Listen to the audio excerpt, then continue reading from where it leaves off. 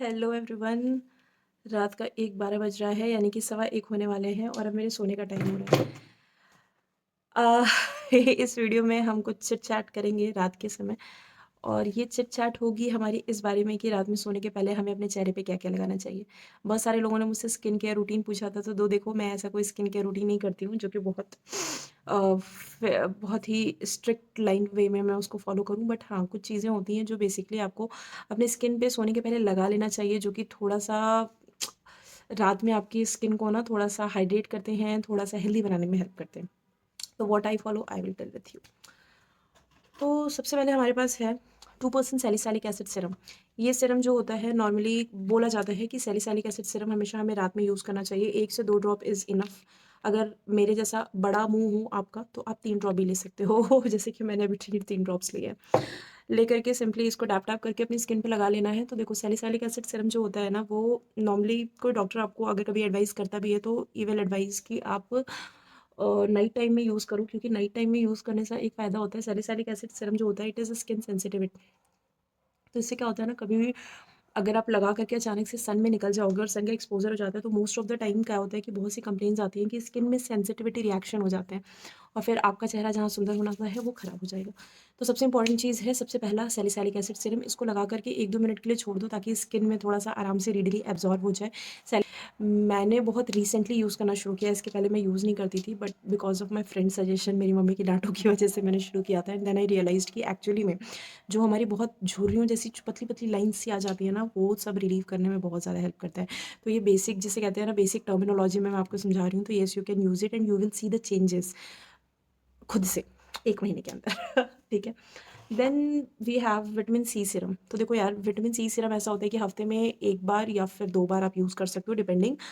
मैं जो होता है विटामिन सी सीरम का ऐसा मेरा सीन है कि मैं इसको कभी यूज़ नहीं करती थी, but very recently I started using. इसको आप डे में भी कर सकते हो, नाइट में भी कर सकते हो। डे में मेरे पास इतना टाइम नहीं रहता है ना कि मैं एक एक चीज़ बैठ के लगाऊं, वरना तो ये आपको UV A and UV B radiation से भी प्रोटेक्ट करेगा।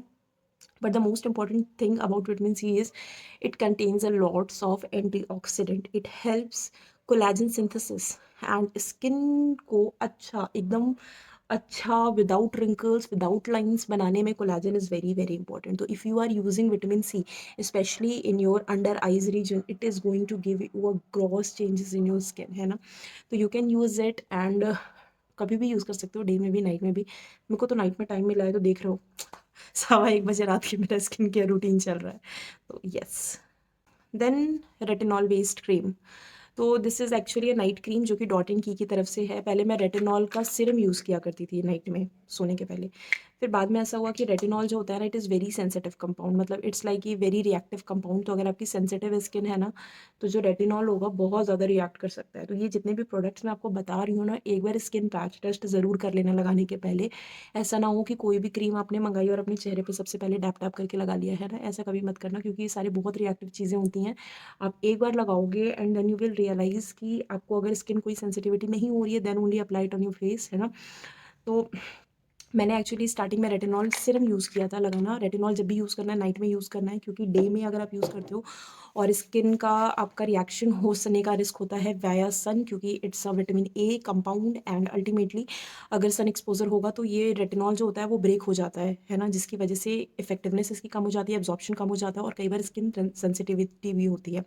तो it's good to use any retinol compound if you are using, whether it's a cream, whether it's a serum और व्हाटएवर इट इज़, कि नाइट में यूज़ करो। तो these are the 3 things that I generally used and I just want to convey this thing कि बहुत ज़्यादा ज़रूरी नहीं है कि हर दिन बैठ कर के स्किन पे स्पेशली केयर करना, लीपापोती करना, बट हाँ, हार्मफुल चीज़ों से थोड़ा-सा बच के रहो और थोड़ी-सी ये बेसिक चीज़ें यूज़ करो, that is more than enough. तो और हमारे इस बड़े से थोबड़े के अंदर एक लिप्स का भी सेक्शन आता है, तो इस लिप्स को हेल्दी रखने के लिए what I use is Vaseline, it's basic Vaseline.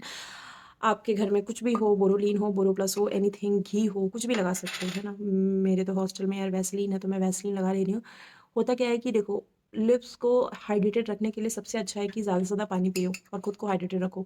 लेकिन हम जैसे आलसी लोग जो कि हॉस्टल में रहते हैं, हमारे लिए बड़ा मुश्किल हो जाता है ना?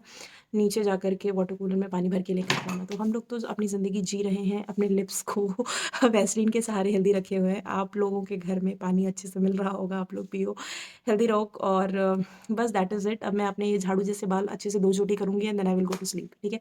तो आज की नाइट कन्वर्सेशंस के लिए इतना काफ़ी है आई थिंक। 1:12 से मैंने अपना लेक्चर शुरू किया था एंड 1:18 हो चुका है। तो I will now go to sleep, you also sleep, have a healthy skin and day में क्या-क्या लीपा-पोती करती हूँ, नेक्स्ट फॉलो। Bye bye.